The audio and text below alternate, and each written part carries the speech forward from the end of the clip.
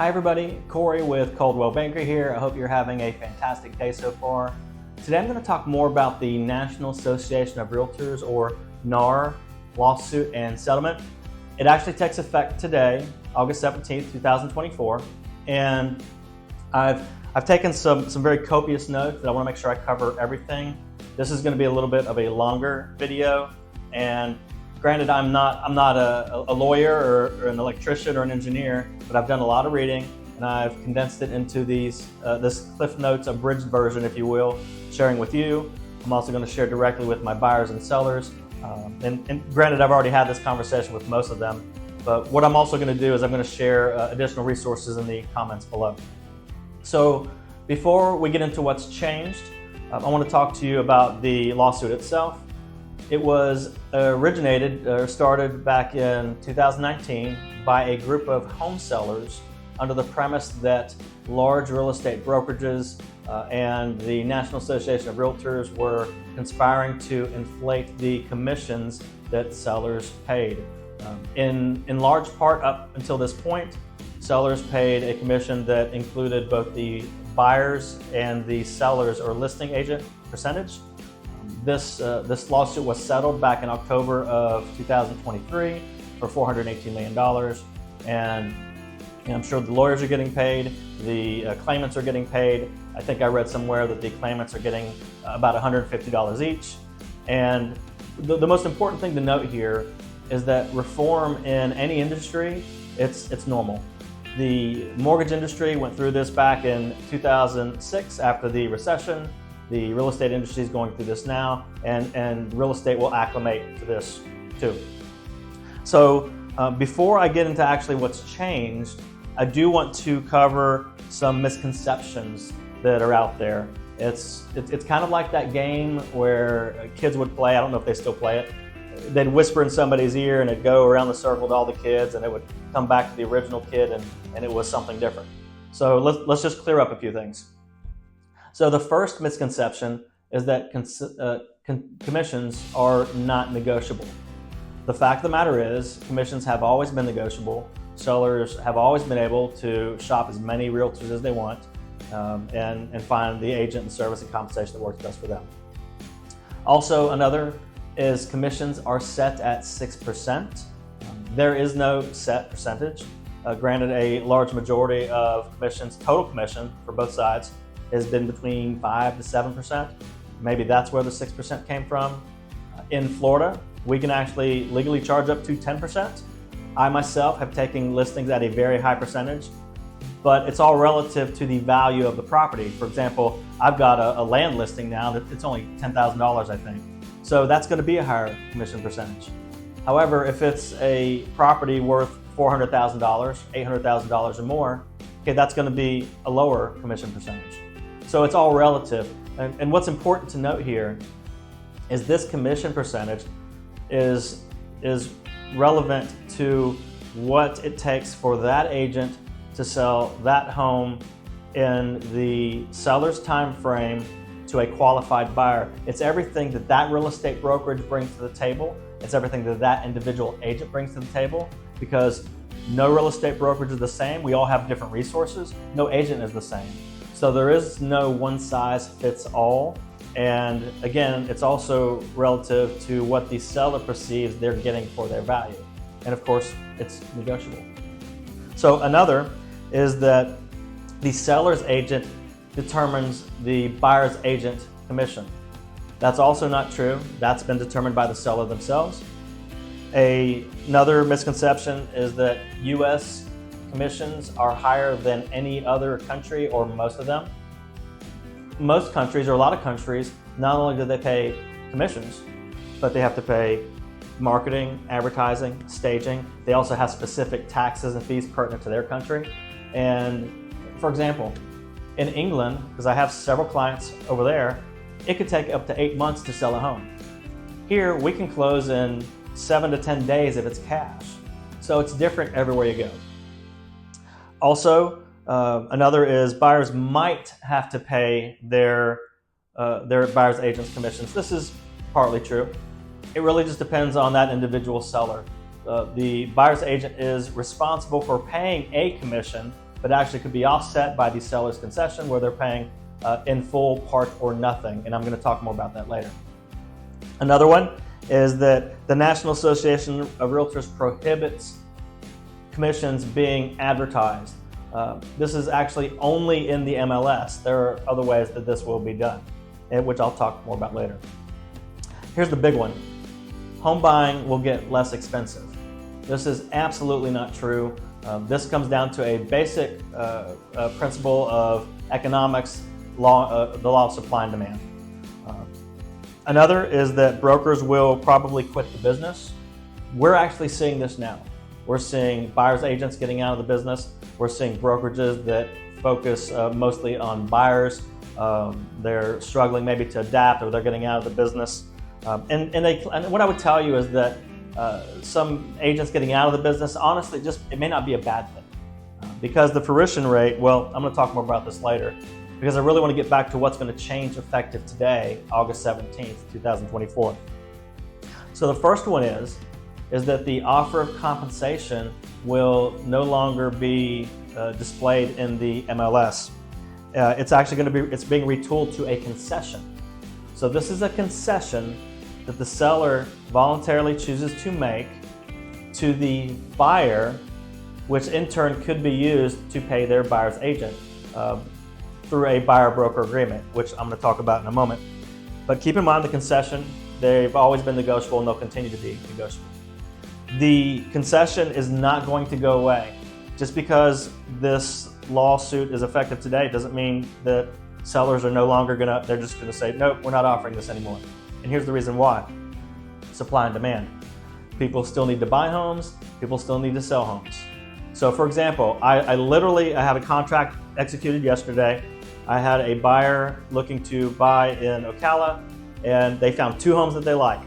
And this home, let's just say for this example, this home, seller A, is offering a concession that could be used to compensate the buyer's agent. Seller B is not offering this. Well, odds are my client, because they like both homes, well, they're going to go with seller A.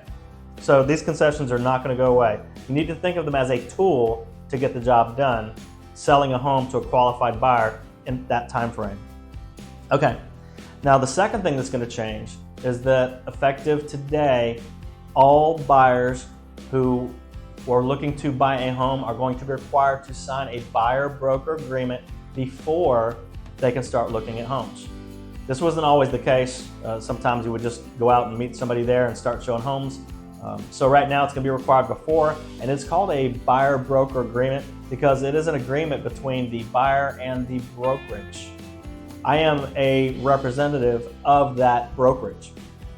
So some of the components of this agreement will include, one, the terms could be, is it exclusive or is it non-exclusive? Meaning, is that buyer agreeing to work just with me, or is it non-exclusive and they're working with multiple agents? And I want to point something out here. Right now in the US, 41% of transactions are already conducted with a buyer-broker agreement. There are some states where this is normal. So this is nothing new. I've gotten buyer-broker agreements signed before this. So it's just going to be required now. Another component is the length of that agreement. Is it for 6 days, 6 months, 12 months? It could be also the geographic area. Is it for Orange County? Is it for Central Florida? If I have a buyer that wants to move to the Panhandle, I'm not going to drive up to the Panhandle. I don't know that area. What I will do though is I'm going to vet and interview several agents to find one that's a good fit for my client's personality and their needs, because I want to make sure they get the job done. Another is, what's it going to include? Services of showing homes. Is it going to be contracting? And another component is going to be the compensation itself. Now, I'm going to answer a question here that a lot of realtors still don't know the answer to, and I'm going to put this to bed today. So the question that keeps on coming up is, if I am doing an open house and I have a buyer come into the open house and they are unrepresented, do I have to get them to sign a buyer-broker agreement before they can see that open house? And the answer is no. And how I can answer that so confidently is, even though I'm not an attorney, that came straight from a lawyer for the National Association of REALTORS. Now, let me tell you, it's also, though, it's a good idea to get somebody to sign that agreement going forward for more showings. I also want to point something just popped in my head here. A lot of people don't know this. The word realtor is actually trademarked, just like Nike's Just Do It. So I voluntarily choose to be a member of the National Association of REALTORS. I can call myself a realtor. If I'm not a realtor, then I'm a sales associate. But I choose to because they hold their members to a higher standard of code of ethics. That's very important to me. And they also have other benefits as well. Okay, so now I want to just discuss some random facts about real estate agents that not a lot of people know. And I wasn't going to include this in here before, but I had dinner with some friends a couple weeks ago. We were eating oysters. It was a really fun night, and they were surprised to hear some of these things. So, one random fact is that most real estate agents only sell 4 or 5 homes per year, and they're making $40,000 a year. Another is 70% of agents get out of the business after 18 months. There's a high fruition rate in real estate. It's not an easy business, okay? It's not a 9-to-5 job, probably a lot like many of your industries. Another is that, I think I read the statistic, it was just over 60%. I have to check that, but it's a very large percentage of people get their real estate license just as a one-off, meaning they're using it to sell their home, they're using it to help a friend, and some people, maybe it's a side hustle, which is fine because maybe you need to test the waters to see if you like it before you make that hard switch. This is not an easy industry. There's a lot of things that are out of your control. It changes from one minute to the next, but it's a very rewarding industry. I work with some great people and I have some great clients. Okay, so what's the landscape going to look like going forward from today on? Let's just talk about a few more random things. Now this one is actually, what I'm going to mention right now has actually been remedied, but when it was settled, this was not, where VA loans were not able to actually pay a buyer's agent a commission. Now this has since been rectified. Let me tell you who I think is going to be challenged more by this settlement. One, it's going to be first-time home buyers with this additional commission because the price of home ownership has gone up. My first home was a little over $100,000. I've talked with people, and my parents, their first home, maybe it was $39,000. The mortgage payment was $250 a month. So it's gone up. Another is millennials. The largest buying demographic at 72 million people, 54% of them are going to need closing cost or down payment assistance. The other is buyers with a lower budget. It's going to affect them. And I mentioned this earlier, we are seeing more agents and brokerages getting out of the business because of these changes. And again, I don't think this is necessarily a bad thing, a cleansing per se. And also, this is going to be, I think this is also going to affect, it's going to be difficult for buyers to represent themselves. I use YouTube for a lot of DIY. YouTube's great for tutorials. I don't know if a tutorial can adequately compensate or educate somebody on everything that's involved in a real estate transaction, the several hundred things that we do, the contingencies, the deadlines. So it's going to be more difficult for buyers to represent themselves. Also, I think we're going to see closings are going to take longer if somebody's going unrepresented. And I think we'll probably see a few more lawsuits happening between buyers and sellers. Another thing, I think that we're going to see some buyers agents do a cafeteria style or buffet style a la carte service, where I'll show you 10 homes for $500. Nothing against that, by the way, or maybe they're just going to do paperwork, but I'm a full service agent. I service all my clients from contracting to closing. I do a lot of work before contracting, and I stay in touch with my clients after closing. Also, I think what this is going to do is going to force agents to be more engaged and deliberate in their lead generation and how they nurture clients. I think anything that's not full service I don't know if that's necessarily going to be a sustainable long-term model for real estate agents. I could be wrong. And I think ultimately what it comes down to is good agents that are doing good work, that have a decent amount of referral business, are going to be just fine. And by the end of the year, everybody will be acclimated. Okay, let's talk how this settlement is going to affect buyers in specific. So keep in mind, a lot of buyers already signed buyer broker agreements. We have a lot of people coming from out of Florida, coming into Florida. They're already doing this. Also, we need to keep in mind buyers may already be strapped for cash. So if they're already strapped for cash and they're buying a home, then they may concede home preferences. And maybe they don't need that pool, or maybe they don't need that extra garage, that third garage. So I think we're definitely going to see buyers conceding preferences in the homes that they're looking at. And what we're also going to see is buyers agents. I don't work for free. You don't work for free. Your kids don't work for free. So there's going to be some presentation involved. When I meet with a seller to sell their home, I present a documented marketing and pricing strategy of everything that my brokerage is going to be to give them the most visibility on the internet. 98% of people shop online. We're Coldwell Banker. We're the most shopped brand online, 10, 11 years running. So it's everything that I'm going to bring to the table. But now we have to do this for buyers as well. So how am I going to help the buyer find that home? How am I going to negotiate to get them what they want and close in the time frame that meets their needs? So, and then what is that commission worth to the buyer and the buyer's agent, which is negotiable. Also, it's important to note that buyer's agents, they're not going to work for free. I'm not going to double my liability in a legally binding transaction and work both sides of a transaction for free. We're all entitled to fair compensation. And just keep in mind, I think it's important to be represented by a buyer and a seller should have representation, because a seller has somebody that's working for them on their side.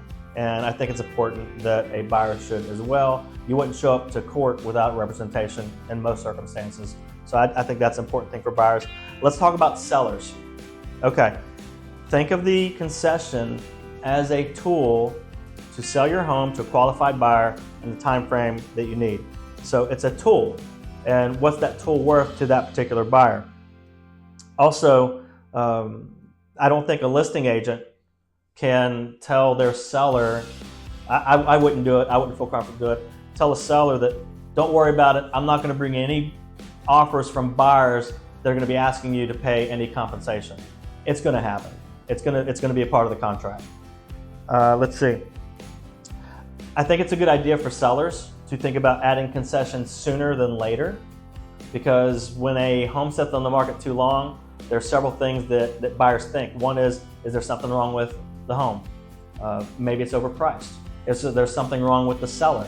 So the timing, which would be discussed with the agent that you hire to help you, the timing of adding that concession, even if it's in the beginning, is very important.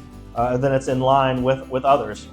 Because if you have two homes, I had this happen on a piece of land, closed beginning of the year. There was another piece of land right beside mine, exact same thing. So what did we do? We offered a little bit higher of a commission, and we offered a bonus to the buyer's agent. So this is a tool to get the job done. You wouldn't blow your driveway with a blow dryer. You wouldn't mow your lawn with a pair of scissors. So you need the right tool. Okay. So the other thing that's important is that sellers need to understand that they need buyer's agents to bring their clients to the home. I have clients that are looking for very specific things. And oftentimes at the end of the day, I will do personal hand-picked property searches for my clients because maybe they're looking for something very unique about a property. A lot of people I can put on auto search. So I have a book of business. I have clients that are looking for things. Sellers need those clients. They need those buyer's agents to bring those clients. Okay, so the pros of a seller, the advantages of a seller offering concession, you're going to get more home showings and it's going to spend less time on the market. The disadvantages is that a buyer could ask for a concession in that agreement. You get less showings, more time on the market, carrying cost if it's vacant, and the property gets stale. Okay, so we're wrapping things up. I want to share a few random observations here. I think that somebody going unrepresented could be a legal issue. Like I said, there could be more lawsuits. It's a very large investment. We're not talking about a pair of shoes here. Oftentimes, we're talking about people that are investing their entire life savings, and it's the largest purchase of their life. So I don't know if that's something you really want to risk going unrepresented. I don't. Navigating a challenging market can be difficult. Right now it's a little bit more challenging for sellers. We have twice as much inventory as we did last year. Homes are sitting on the market twice, if not longer. And then there's also the contingencies. We have a lot of paperwork, we have a lot of addendums, there are deadlines tied to those, so it's important to know how all those things come together. And what do you do if a home doesn't appraise? How do you handle that? So there's a lot going on there. And I guess what I would do is I would just ask anybody who's looking at buying or selling a home is to go online and Google search the list of tasks performed by realtors. Because it is a very complex job, there's a lot that comes together that can change moment by moment. Okay, so wrapping up, keep in mind the concession is a tool to get the job done in that time frame to a qualified buyer. Also, keep in mind that in my opinion, a buyer should present a buyer presentation of how they're going to earn that business. What are they going to do to help find that home? What have they done in the past to successfully negotiate certain things like concessions, closing costs, golf carts? I've got one right now. We're trying to negotiate a golf cart into it. Because you can ask for anything on a contract, never hurts to ask. So wrapping up, if you have any questions about this, if you have any questions about your home value, what's going on in your neighborhood, interest rates, and if your dream home is out there, don't hesitate to contact me. Please feel free to like, comment, or share this video. And I'm going to give you a fast fact about me is I am OCD with details. I'm highly detail-oriented. I love Microsoft Excel. So I call this my superpower and my kryptonite. So this is great because a well-placed plan can help execute something comprehensively. But it's a kryptonite because it can take a little bit longer to plan things or get things done. So those of you who are detail-oriented get that. Okay, so again, feel free to like, comment, and share. I'm always available for questions, and I hope everybody has a fantastic day. Take care.